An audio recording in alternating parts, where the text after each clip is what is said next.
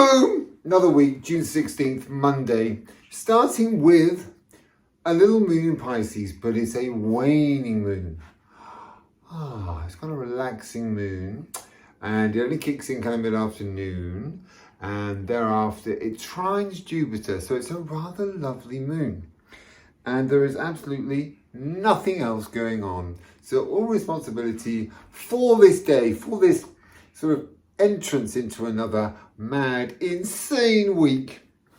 It's just a gentle Piscean moon, so you can be happily reflective. It's gentle, it's positive, has a degree of good fortune. Whenever you're looking at Pisces, the people always say, oh, wounded healer, Chiron, look within. Nonsense. Why is this man that existed? Pisces energy is actually, Jupiter, for me, Pisces is ruled by Jupiter, so basically the Piscean moon is so at home. So it's a day to really emotionally connect in a joyous fashion, a joyous, positive, optimistic fashion with the ones that you truly, truly cherish, but don't necessarily sleep with. You know what I mean? Those kind of beautiful friends that just, they sustain you and I and everyone else. They're on these 5 fingers here for me. I'm sure everyone's the same. So that person who you love, you cherish, you've always been there for them. They've always been there for you. You haven't seen them for too damn long.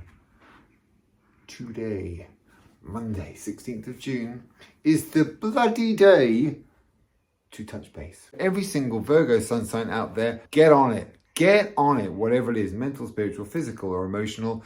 Get on it. Tuesday, 17th, energized Mars moves into another sign. Virgo, you little Virgos who poodle through life, and a lot of you like to think that it affects the ascendant and the moon as well as the sun. It does, but to a much lesser degree. If you have been a procrastinating Virgo for the last, year, 6 months, 3 months, 3 weeks, 3 hours, cut it out. Stop. Say to yourself, goodness me, I have the absolutely wondrous, empowered energy of Mars at my disposal. And if I don't take advantage of it, I'm an idiot, says Virgo. Correct. So Virgo's in play, and you can get probably more done in the next sort of 3, 4, 5 weeks than you will do, or potentially, throughout the rest of the year. It's most certainly a period that is extremely pro-Virgo. Remembering also that you have been recently unleashed from the stranglehold that is sitting opposite Saturn. So you Virgos, you should be doing a little mini fandango today and for the next few weeks. Mini alert! On Wednesday, Aries moon kicks in. Now, I love an Aries moon, but when an Aries moon is in charge, as it is today, because the ethereal realm has taken an unequivocal day off again, did on Monday, done again today, and they said, Marsy moon, Aries moon, can you just hold fort for a day? Yes, says the excitable Mars, but this isn't necessarily positive excitable. You see, this Aries moon, ruled by Mars, immediately it enters the fray, is conjunct Saturn, boom, like bam. Ooh, that is just instantaneous aggression right there. Dictatorial, oppressive, angry aggression right there. Right there. When you've got the moon, an Aries moon, conjunct Saturn, you're thinking, whoa, what the fuck was that? And then you think, okay, and you're just kind of stabilizing yourself from that massive hit. And then Mars or Aries moon goes square Neptune. Illusion, like heightened emotions, inconsistent emotions, up and down. If ever there was to be a street brawl in somewhere like Mayfair, this would be the day. This is the day, unequivocally, when if you lose it, you are, I say it all the time, an unequivocal idiot. A fool. You are wholly unwise. There are a few days in a year when you just got to go, do you know what? I'm just going to hold it together. I'm going to be fucking stoic all day long. Stoicism is my middle name from the very second I wake up until this head sort of post a little tequila. Actually, I was told off the other day by a lovely lady who's saying, Mr. Fox, could you just say, like when you mention tequila, maybe mention as an alternative a little trundle in the park or through a beautiful forest. Very good point. So post a tiny tipple or a little midnight stroll in the emerald forest that backs onto your garden. You have to stay in control, man. Oh my God, stay in absolute control. Everyone who loses it today will lose the battle, lose the war, lose everything that they thought they were going to gain. Do not go there. Don't even think about it. There are potential war zones across the universe today. Thursday. Boom, boom, boom. Jupiter square Neptune. This is potent. This is powerful, right? Jupiter, benefic, upbeat, happy, joyous. Just wants you to quaff and eat and indulge and have fun and be a little bit decadent and naughty and a tiny bit reckless. And it's square. Well, that just makes it kind of reckless, dangerous. Nothing wrong with that. But then it's square Neptune. Planet of absolute illusion. The planet that promises every damn thing. Look. Look what you can have. Oh, there's absolutely jack shit there. That's Neptune. Promises to deliver, never does. Hence, ruled by ruling Sagittarians, because Sagittarian boys in particular are the greatest yabaroonies here you'll ever come across. They promise you the universe and just about never deliver. Many of you out there will be going, yes, and I well married him. I married him and I'm still married to him. Anyway, I'm dwelling. Jupiter square Neptune has the potential to be wildly exciting, completely unexpected, but also promising to deliver. Because it's Jupiter, it could really present itself in the most magical, wow, this is the most amazing opportunity, or this is the most amazing character I've ever met. You know, you'll sort of go home to your flatmates and go, I've just met the most incredible character I've ever met in my entire life. He's amazing, he's inspirational, or she's inspirational, she's amazing. I think I might marry them tomorrow. But all your friends will be saying this, yes, but you do realize that Jupiter is square Neptune, and they'll be like, so this might not be the real deal. Absolutely.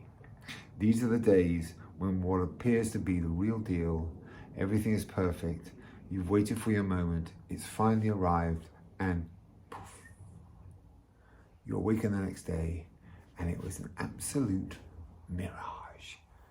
The great Neptunian illusion. And it was truly illusory because it was with Jupiter, who normally promises and delivers. But when Neptune enters the fray, that ain't always the case. Step warily again on Thursday the 19th. Boom! Mars square Saturn is a brawl. The energy is like a brawl, like a bunch of idiotic male egos going at it head to head, based on or predicated on absolutely nothing. Like somebody criticized one of the girlfriend's handbags or something, and then this is like, 50-man brawl. I mean, that kind of nonsense is what this day's all about. But it's seriously aggressive. It's seriously aggressive. Nothing really positive there. So this is like, you can harness this energy, okay? But it normally morphs into sort of aggression. But if you are really disciplined, Saturn, and you harness the energy of Mars, you can get an awful lot done. So if you're in the mood to graft your ass off, per se, great day. But the problem with being on Friday, most of us are just done by Friday, and we haven't got anything left in the tank. So for me to suggest that you work your butt off on a Friday after not the easiest week, I'm sure you're saying this to me right now, you got to forget it, Mr. Fox, give me something else. So really what you do, you kind of either take the day off, you sidestep all aggression, just don't go head to head with anything or anyone, kind of wind down. But if you've actually done nothing all week and you've got an enormous reserve of energy still left within the tank in your soul, on this Friday, you could get an awful lot done. But you have to do it professionally, morally, upstandingly, and you have to work very, very hard. But that will deliver. Mars and Saturn will deliver if you put the shift in. So there is potential there, but it's also fundamentally a mass brawl for a Friday. And you'll see a lot of them. Probably, I remember going to Doncaster once. Doncaster races. I won't forget that in a hurry. And I think we just, I don't know, swanning around Doncaster High Street at around about midnight. There was more than one brawl. I remember it well. Well, that's the kind of energy you're looking at today. Friday the 20th. This is an absolutely wonderful day for one star sign. One little star sign, you own this day. And I did mention you guys last week as well. You're very much in clover, dear Cancerians. Very much. The sun moves into Cancer. It's your period. This really is just a testimonial for all Cancerians. You are beautiful. The women in particular. Men have to have a good relationship with their mother. Otherwise, they are lost souls. That's for all of you out there.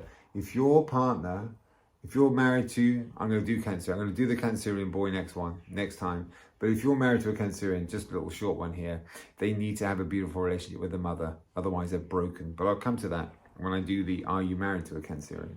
So, Cancerian women, you are so in play right now. And the boys. But the women, you've got Jupiter in Cancer. Jupiter in Cancer for 12 months, as alluded to last week. You're now in Cancer season. I mean, this is just probably, arguably, and I say this with great confidence, this is probably going to be, or has the potential to be, the best 4 weeks that you've experienced in the last 12 years. Yes, that's good. So if you are wading yourself miserably through the next 4 weeks and you're a Cancerian, you're an idiot. You're a fool. You're wasting wondrous energy that is at your disposal. Every Cancerian has to get out there. Don't be timid. Don't be all reserved. Don't hide away. Okay. Get your glad rags on. Get the heels on. And this is whether you're just trooping down the high street to get a coffee in the morning.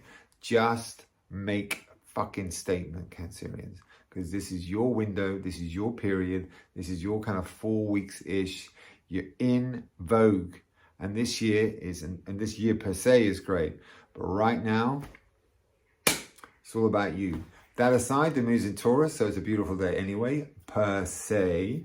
And we should all sort of buy into, if you've got this is the thing for the rest of us, if we've got a Cancerian buddy, a lover, a friend, somebody we cherish, go find them and go celebrate them, their life, and you therein will benefit from all the beautiful energy that is generated from our Cancerian flowers.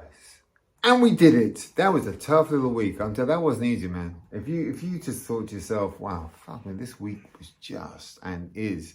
Sun square Saturn is how it ends. Essence of you, square, could be tricky, could be a little bit volatile. Okay, but maybe it's Jupiter. No, it's Saturn. Jesus Christ, Sun square Saturn means hardcore difficulties in all areas of life if you allow yourself to be overwhelmed. If you stay in control, Saturn will give you Saturn, Cronus, and Karma are the same entity, right? And Saturn basically exists in order to give you what you want. You know, he knows who you should be with, knows where you should be, knows what career you should have. Karma knows everything, the most magnificently powerful invisible energy that exists in the entire universe. Terra firma and the ethereal realm. Ain't nothing more powerful than Karma. It exists fundamentally to assist us. But because we are basically fundamentally disorganized and often badly behaved, we see the dark side of Karma and Saturn. But if you play his card, if you behave yourself and do everything diligently and properly and appropriately and morally, you can benefit from the energy of Saturn. Today is the Sun square, energized aspect, Saturn. So if you wake up on Sunday still full of some kind of energy and you really apply yourself to whatever it might be, maybe you've been building a boat for 28 years and you're like, I'm so fucking close. I'm so nearly there.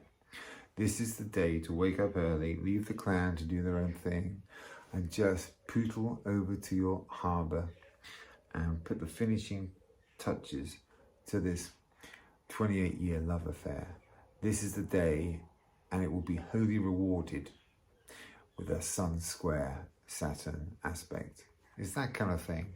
Finish something off and do it dutifully and beautifully, and you're kind of the internal joy or the gratitude or the gifts that derive from it would be real, because karma and Saturn do deliver, but man, you have to earn it. So the end of this week is a little bit like sort of grafty-esque, kind of, but potential. That, my dear friends, is it for another week. And that's one of the toughest weeks we've had this year, actually. So I hope you survived, and I want to thank you all. You're probably not going to thank me thinking, yeah, you didn't give us one nice day, Hagen. So I'm not interested in follow you, subscribing to you. I just tell it like it is, you know. I mean, I know you follow me because it's just like, no, just tell me how it is, Mr. Fox. So that's what I've done this week. So please continue to subscribe and follow, because I say it every week, two-way gig. Or it will, for my entire life, it's a two-way gig. I do what I do, and I love it, right? Don't get me wrong, because I'm a numeric geek, mathematical geek, really. And so I thank you all greatly, because it's you guys that allow me to do it. For now, the girls are over. By the way, they're visiting, BB and Bonnie, my two long-suffering girls. And as a consequence, I have become a backstory, an accessory, and basically a slave, because those two are the twin bosses of my existence on terra firma, and I haven't got a problem with that, because I love them unconditionally. Au revoir.